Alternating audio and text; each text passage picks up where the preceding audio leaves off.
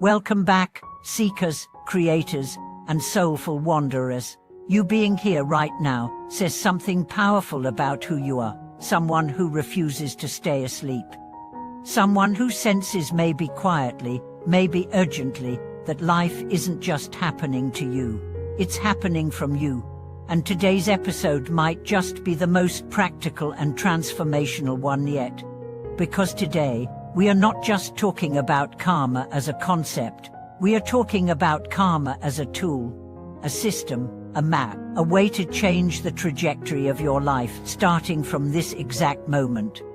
The question we are asking today is, can you rewrite your destiny by changing your habits? That's what this entire episode is about: rewriting your karma, mindful habits for positive change. And by the end of this video, you'll have a deeper understanding of not only how karma actually works, but how small, mindful shifts in your daily routine can begin to rewire your karmic patterns and reprogram your future. Let's start here.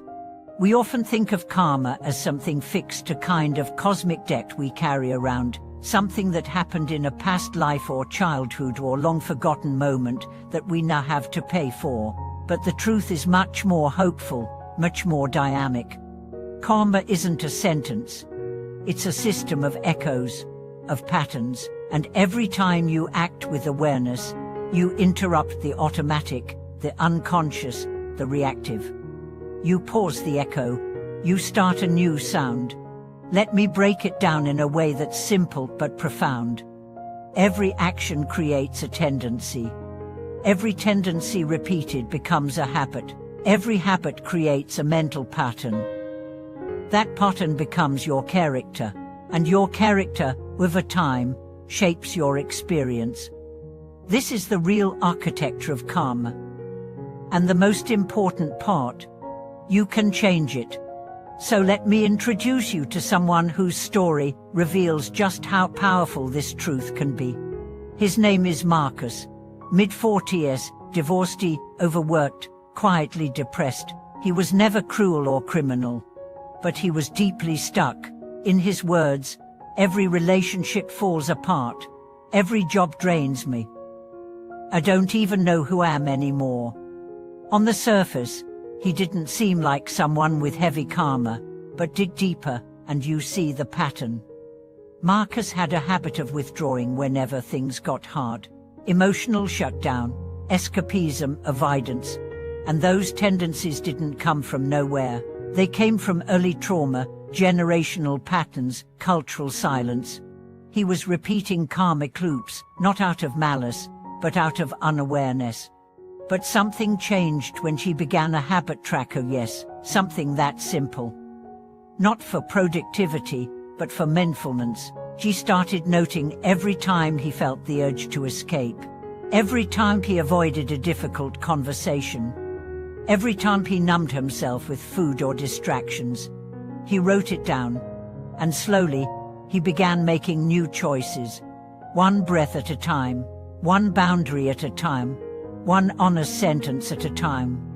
And after 6 months, he didn't just feel better, he was different. Friends noticed, his children noticed. He felt freer, not because the world changed, but because he stopped reinforcing the same karma. He rewrote it. With habits. So let's get specific. Let's talk about what mindful habits actually look like when you want to change your karmic path. The habit of presence. It sounds obvious, but most people live in reactivity. They respond to life from conditioning. The first step to karmic change is simply noticing. Create a micro-habit of checking in with your breath 3 times a day. Set an alarm if you have to. Just stop, breathe. Ask, what am I feeling? That pause is a karmic break. In that pause, you regain your power. The habit of loving speech. One of the most overlooked karmic forces is the voice. What you say creates vibrations that linger. Gossip, sarcasm, passive aggression, these are seeds. So of compliments, encouragement, and truth spoken with kindness. Make it a habit to speak one kind thing to someone every day. Not flattery, truth. Build that muscle. Your relationships will shift, and so will your karma. The habit of reflection. Every evening, spend just 5 minutes asking, where did I act from fear today? Where did I act from love? Write it down. No shame, no analysis, just awareness. Over time, this habit rewires your self-perception. You begin to notice karmic trends. And what you notice, you can change. The habit of service. Karma isn't just what you take, it's what you give. Make it a habit to serve. Once a week, volunteer, call a lonely friend, help without being asked. When service becomes a habit, your life aligns with Dharma, your higher path.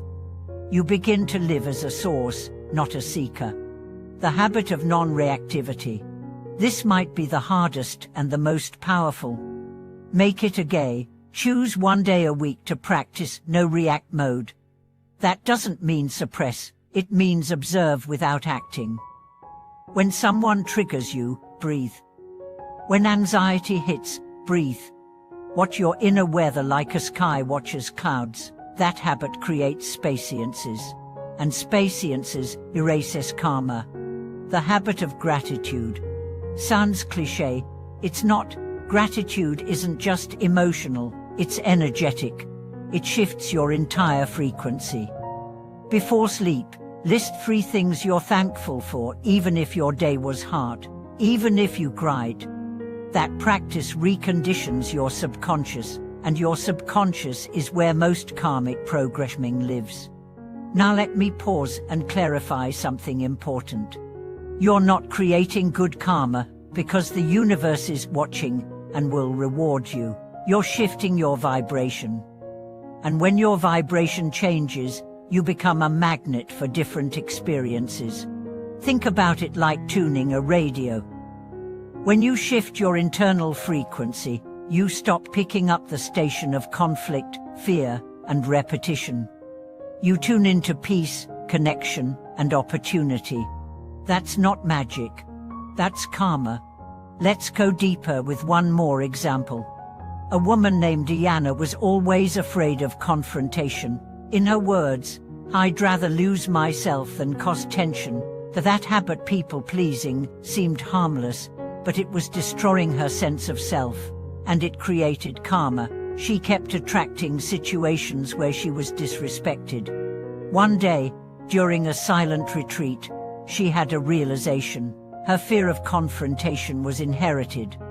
Her grandmother had been beaten for speaking out. Her mother had learned to stay silent.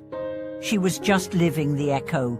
So she started a small, radical habit, speaking her truth once a day. At first, it was terrifying. Her voice shook, but she kept going. 6 months in, she wasn't just more respected. She felt free.